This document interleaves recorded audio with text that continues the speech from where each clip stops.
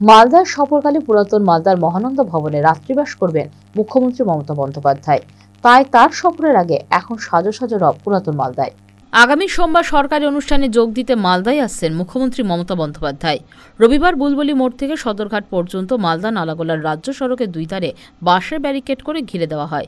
মহানন্দা ভবনের চারপাশে নিরাপত্তার খামতি যাতে না থাকে সেদিকে লক্ষ্য রাখছে প্রশাসন। নজরদারি চালানোর জন্য বসানো হচ্ছে সিসি ক্যামেরা। রবিবার সকাল থেকে সাফাই অভিযানে নেমে পড়েন পুরাতন মালদা পুরসভা পুরপ্রধান কার্তিক ঘোষ।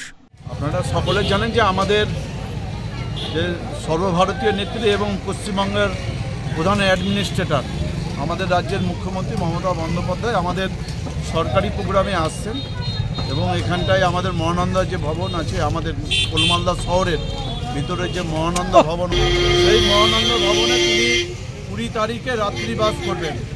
তার আগে আমরা আমাদের এলাকার যে তার নিরাপত্তার জন্য এবং তার সঙ্গে সঙ্গে এখানকার যে শহরের দেখছি যে বিভিন্ন ইনকোয়াজ করে দিয়েছে, আমরা বিভিন্ন জায়গা থেকে ইনকোয়াজগুলোকে সরিয়ে দিচ্ছি এবং তার নিরাপত্তার জন্য এবং শহরটাকে ইন্টার শহরটাকে ক্লিন করছি।